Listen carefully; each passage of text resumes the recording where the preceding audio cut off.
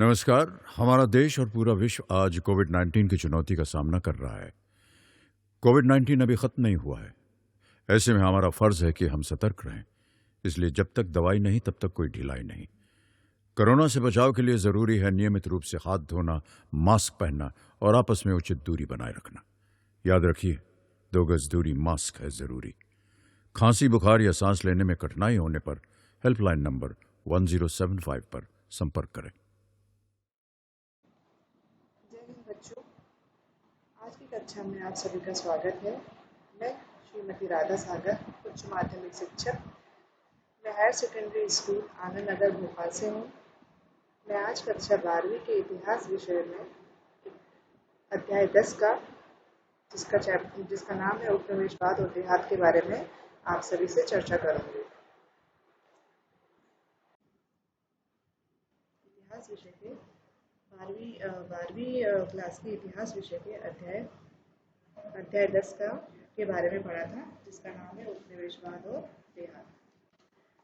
बच्चों, कुछ हमने जो कल पढ़ा था उसके बारे में एक बार पुनः रिवीजन कर देते हैं। बच्चों, पिछली कक्षा में हमने पढ़ा था कि बम्बई में कैसे औपनिवेशिक शासन स्थापित हुआ, अंग्रेजी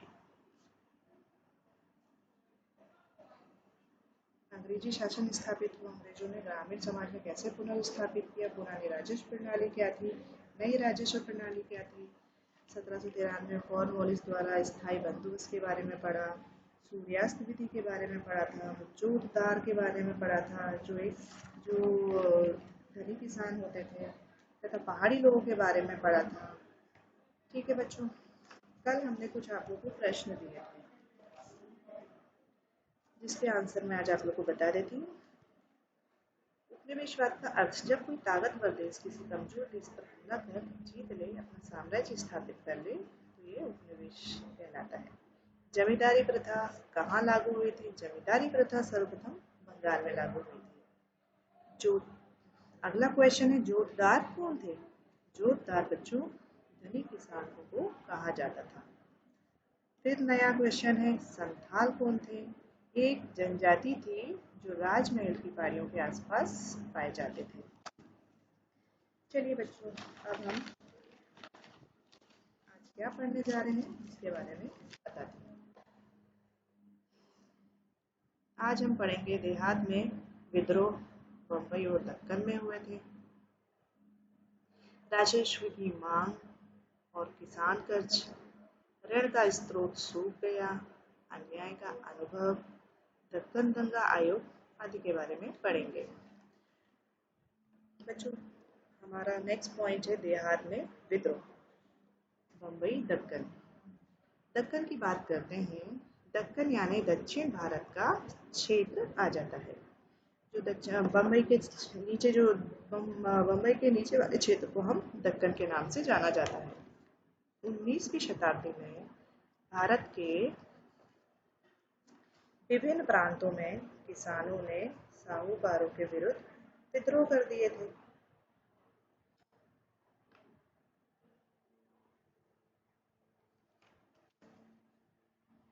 कृषकों ने 1875 में दक्कन में विद्रोह किया, साहूकारों और अनाज व्यापारियों के विरुद्ध। ये आंदोलन, जो दक्कन आंदोलन है, ये पुणे जिले के सूपा गांव से में शुरू हुआ था। यहाँ अनेक व्यापारी व साहूकार रहते थे। आसपास के ग्रामीण इलाकों के रैयत इकट्ठे हो गए, जिनमें गहरा रोष था। रैयतों ने साहूकारों से बही खाता और ऋण बंधों की मांग करते हुए साहूकारों पर हमला बोल दिया।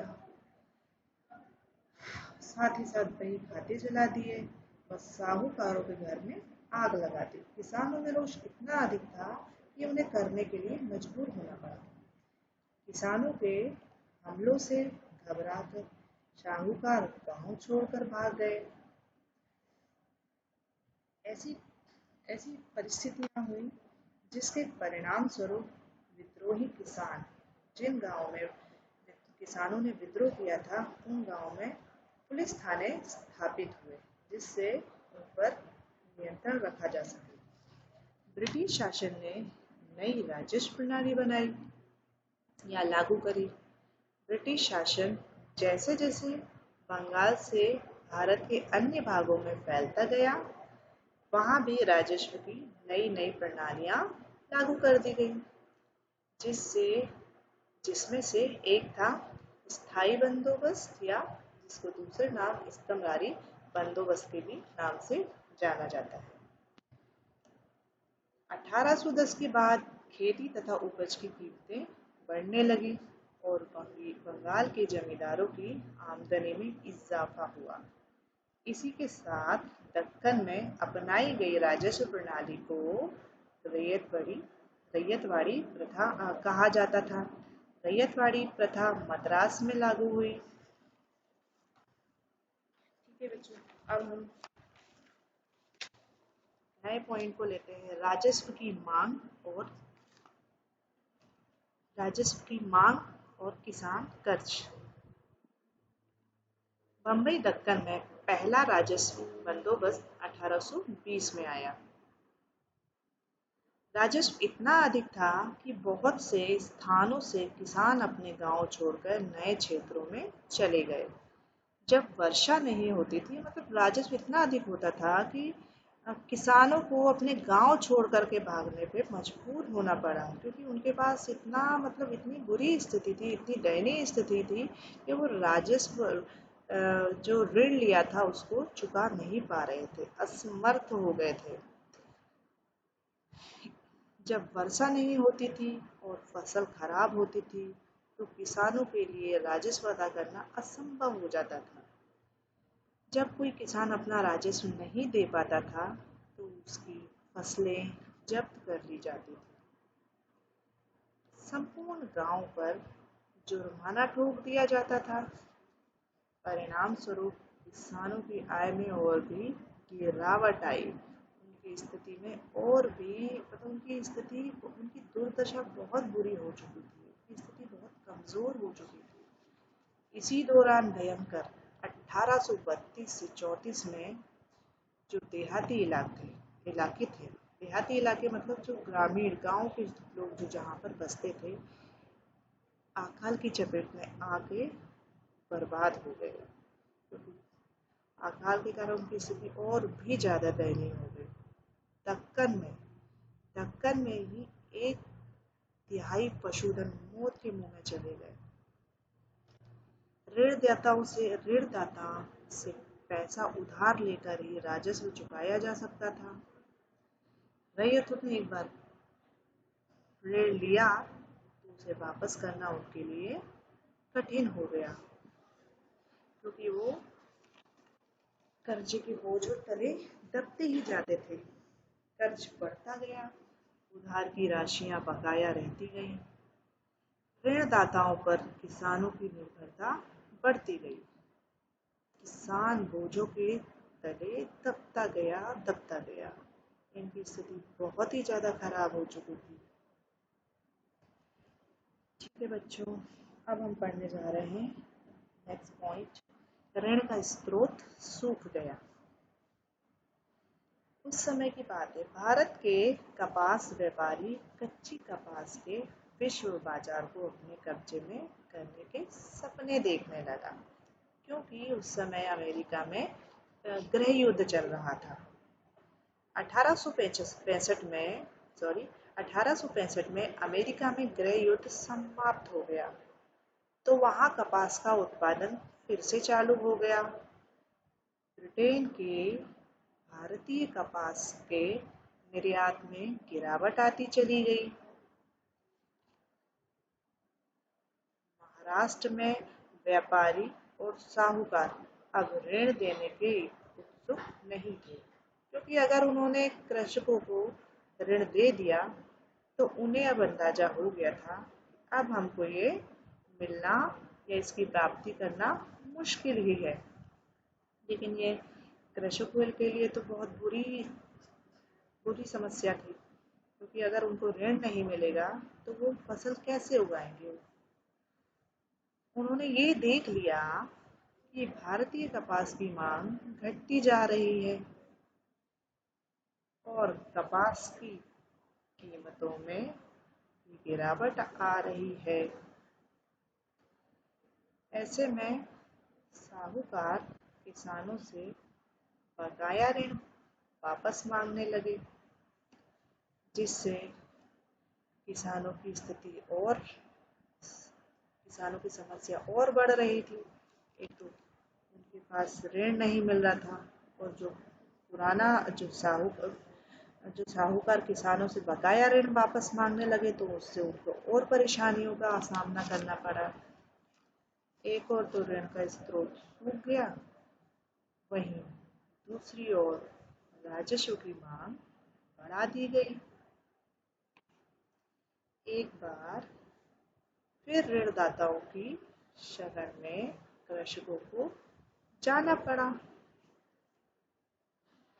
ऐसे में लेकिन ऋणदाताओं ने ऋण देने से पूर्णतः मना कर दिया कि अब हम आपको ऋण नहीं देंगे।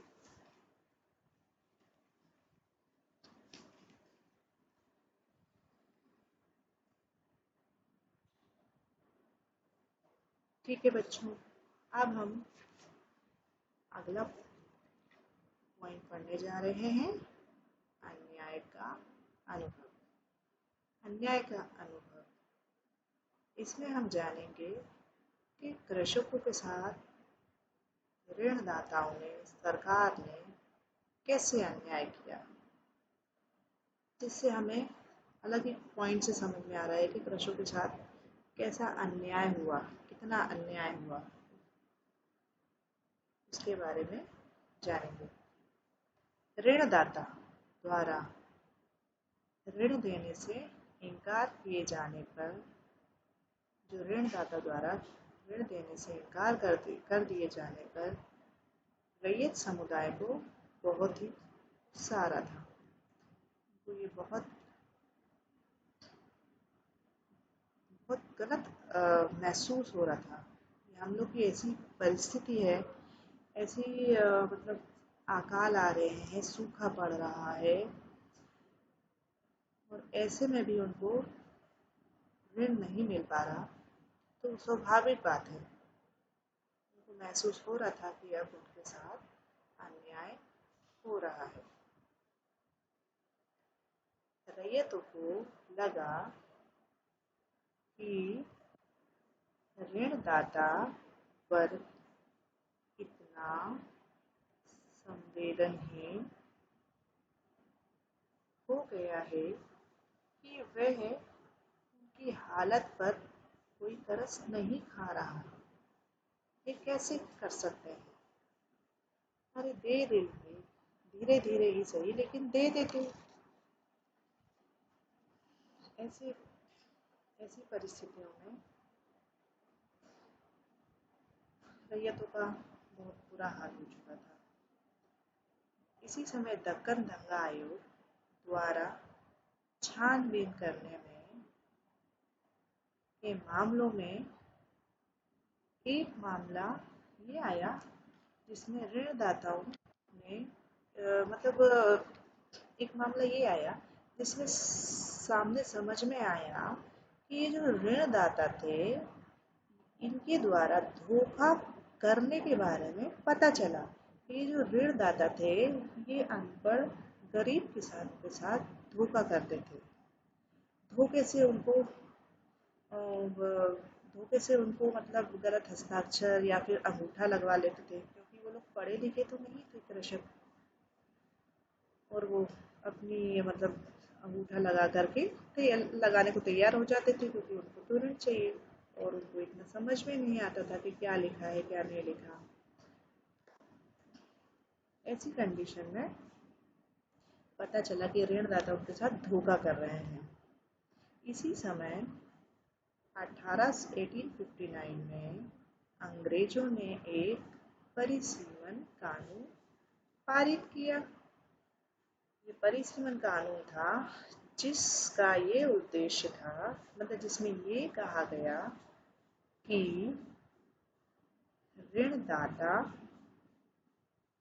और रैयत के बीच हस्ताक्षरित ऋण पत्र केवल 3 वर्षों के लिए ही मान्य होंगे। मतलब परिसीमन कानून में ये कहा गया था कि जो ऋणदाता और ऋणी के बीच जो हस्ताक्षरित ऋण पत्र हैं वो सिर्फ 3 सालों के लिए ही मान्य होंगे।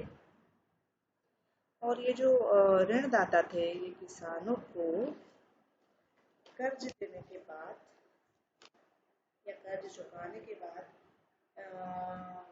कृषकों को रसीद नहीं देते थे, क्योंकि अगर रसीद दे दी तो उसमें पता चल जाएगा।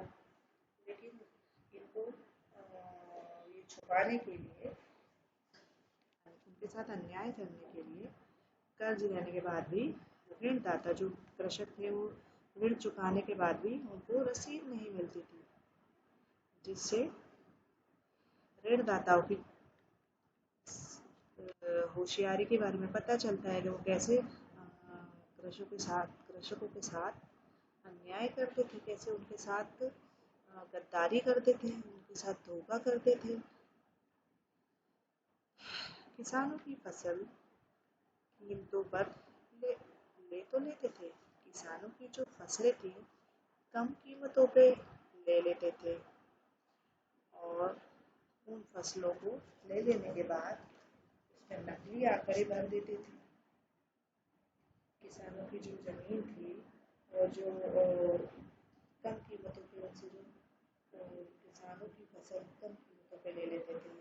और ये जो ऋणदाता थे ये नकली आंकड़े भर देते थे, किसानों की धन संपत्ति पर कब्जा कर लेते थे।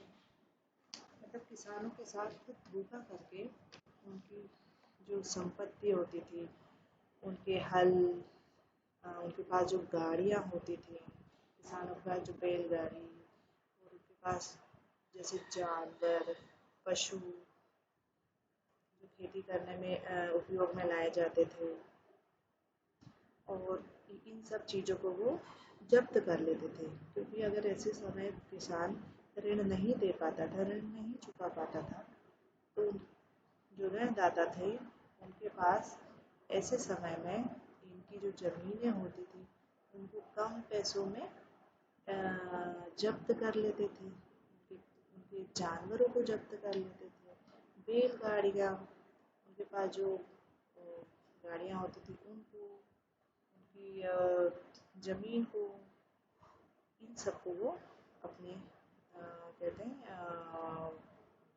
जब्त कर लेते थे। ऐसे में किसानों को अन्याय का अनुभव हुआ, जो कि उनकी स्थिति को दिन प्रतिदिन खराब कर रहा था। अब हम बच्चों नया पॉइंट पढ़ने जा रहे हैं, दक्कन दंगा आयोग। दक्कन दंगा आयोग, जैसा कि बच्चों मैंने आप लोगों को पहले ही बताया है, ये जो दक्कन है, दक्कन क्षेत्र दक्षिण भारत के जो क्षेत्र हैं उनको दक्कन के नाम से जाना जाता है। ये बम्बई के जो नीचे वाला क्षेत्र है ये सब दक्कन के नाम से जाना जाता है।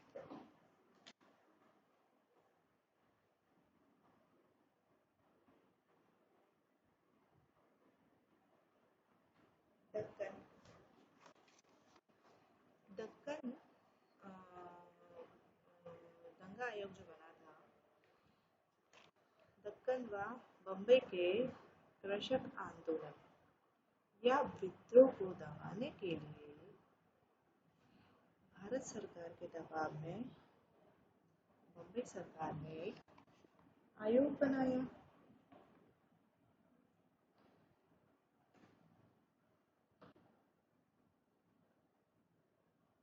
जो दक्कन में कृषक आंदोलन हो रहे थे जमींदार और ऋणदाताओं के विरोध में, अब ऐसी कंडीशन में क्योंकि सरकार जानती थी 1857 के विद्रोह से अभी सरकार थोड़ा सा मतलब सरकार जान चुकी थी 1857 के विद्रोह के बारे में, तो अब सरकार को ये लग रहा था कि ये चीज़ और आगे ना बढ़ जाए। ऐसी कंडीशन में सरकार ने क्या किया, इन कृषकों को शांत करने के लिए, इन कृषकों के कृषक विद्रोह को दबाने के लिए या फिर उनको शांत करने के लिए भारत सरकार के दबाव में मुंबई सरकार ने एक आयोग बनाया जिसको दक्कन दंगा आयोग के नाम से जाना जाता है।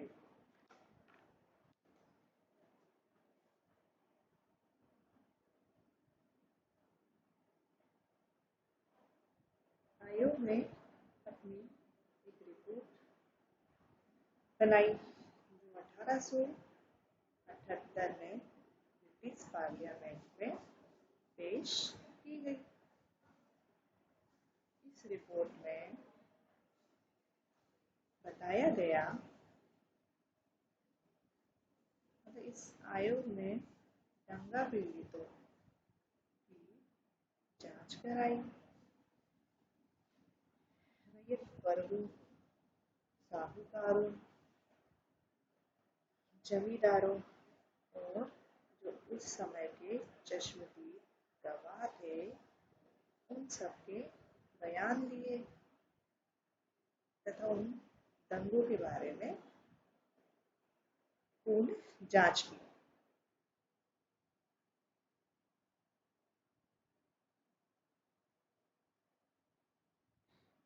इसी समय राजस्व की तथा इस जांच में ये भी इस जांच में ये भी देखा गया कि राजस्व की दरें क्या थी, कीमतों और ब्याज के बारे में आंकड़े इकट्ठे किए इस रिपोर्ट ने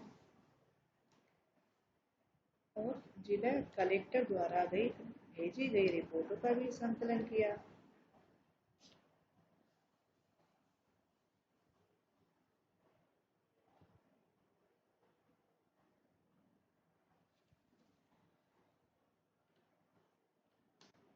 रिपोर्ट ने 1878 में इस रिपोर्ट में मतलब कई पहलू सामने आए।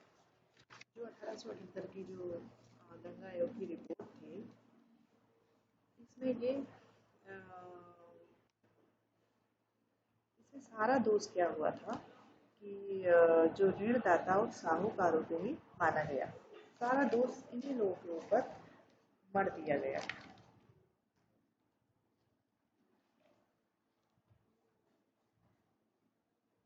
औपनिवेशिक सरकार ये मानने को कदापि तैयार नहीं थी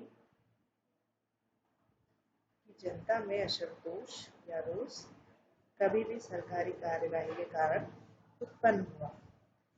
इस रिपोर्ट ने अपनी जांच में अपनी रिपोर्ट में ये बताया कि इसमें अंग्रेज अधिकारियों और अंग्रेज सरकार का इससे कोई लेना देना नहीं था, मतलब ये उनका कोई लेना देना नहीं था, उनका कोई हस्तक्षेप नहीं था और ये उनके कारण नहीं हुआ। इसमें सारा दोष साहूकारों और ऋणदाताओं का था क्योंकि ये किसानों को का शोषण करते थे, उनसे अधिक उनका राजस्व आय से उनसे अधिक राजस्व वसूलते थे।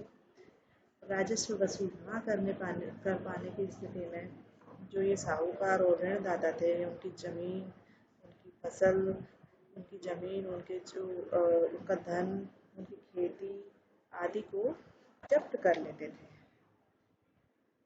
और अंग्रेज ये मानने को तैयार नहीं थे कि ये जो भी हुआ उसकी वजह वो खुद थे। ठीक है बच्चों, आज जो हमने पढ़ा है एक बार उसको पुनः दोहरा लेते हैं। शुरू में हमने देहात में विद्रोह के बारे में पढ़ाया था कि देहात में जो कृषक विद्रोह थे वो कैसे हुए, किस कारण से हुए, कैसे उनके साथ अन्यायपूर्ण राजस्व वसूला जाता था, राजस्व वसूला जाता, फसल हो या ना हो उसके बाद भी राजस्व वसूली के लिए उन पर कठोरता से राजस्व वसूली के लिए बोला जाता था। ऐसे में उनको विद्रोह के बारे में सोचना पड़ा। बम्बई और दक्कन में कृषकों ने शोषण के विरुद्ध विद्रोह किया, जिसके कारण राजस्व की नई प्रणाली लागू हुई। इसी प्रकार 1820 में राजस्व बंदोबस्त जो कि दक्कन में बना। इसी समय 1832 से 34 में देहाती इलाकों में अकाल भी पड़े, जिससे किसानों की स्थिति और भी दयनीय हो गई। किसानों पर कर्ज की राशि बढ़ती जा रही थी। इसी के चलते अमेरिका में गृह युद्ध हुआ। गृह युद्ध समाप्त हुआ तो भारतीय किसानों को थोड़ी राहत मिली, लेकिन जैसे ही ये युद्ध समाप्त हुआ उसके साथ ही भारतीय ऋणदाता, किसान सबकी स्थिति और बुरी हो गई, क्योंकि अब अमेरिकी युद्ध की समाप्ति के साथ ही भारतीय कपास की बिक्री में कमी आई। साहूकारों ने ऐसी स्थिति में कृषकों को ऋण देने से मना कर दिया,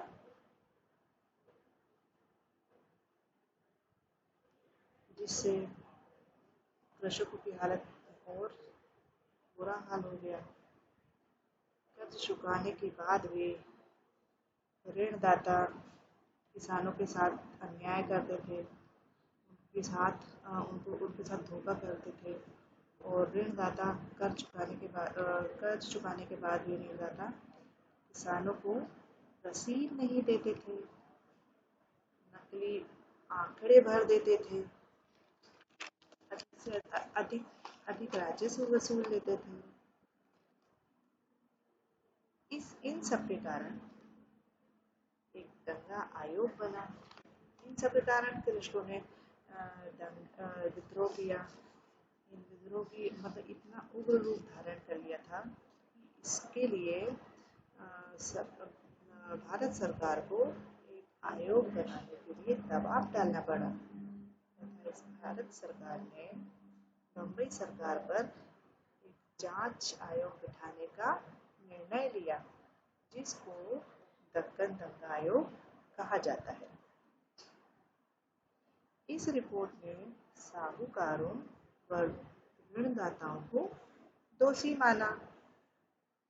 जब इस रिपोर्ट ने अपना जांच की तो इसमें इन्होंने यही माना कि साहूकार ऋणदाता को ही दोषी माना है, क्योंकि जो विद्रोह हुए हैं उसका मुख्य कारण ऋणदाता और साहूकार ही थे।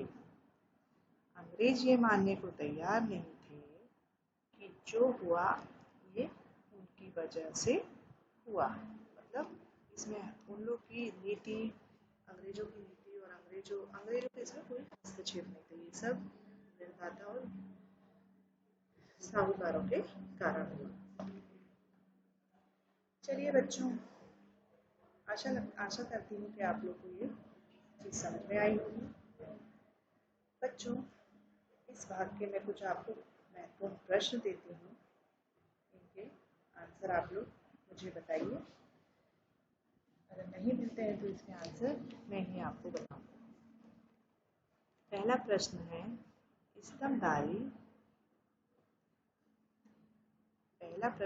स्तम्भरारी बंदोबस्त कब लागू हुआ?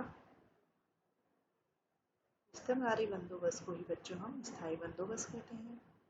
एक बार और रिपीट कर देती हूँ, स्तम्भरारी बंदोबस्त कब लागू हुआ?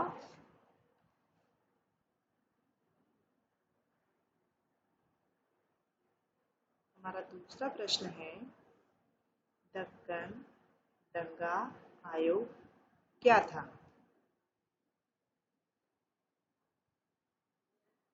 दक्कन दंगा आयोग क्या था? हमारा अगला प्रश्न है ईस्ट इंडिया कंपनी भारत में कब आई? फिर से रिपीट करती हूँ, ईस्ट इंडिया कंपनी भारत में कब आई? अगला प्रश्न है कॉर्नवालिस कौन था? फिर से रिपीट कर रही हूँ, कॉर्नवालिस कौन था? बच्चों, हमारा अगला प्रश्न है, दक्कन क्या है? दक्कन दक्कन क्या है? बच्चों, हमने जो आपको पुराने प्रश्न, ये जो प्रश्न दिए थे, इनके जवाब भी आप लोग को दे रही हूँ। सबसे पहले हमने प्रश्न किया था, इस्तमरारी बंदोबस्त कब लागू हुआ? बच्चों, सबसे पहले इस्तमरारी बंदोबस्त या स्थायी बंदोबस्त 1793 में बंगाल में लागू हुआ। हमारा दूसरा प्रश्न है, दक्कन दंगा आयोग क्या था? इसका उत्तर मैं दे रही हूँ, 1875 में दक्कन में कृषकों द्वारा जो विद्रोह किए गए थे, उनकी छानबीन व जांच करने बाबत भारत सरकार के दबाव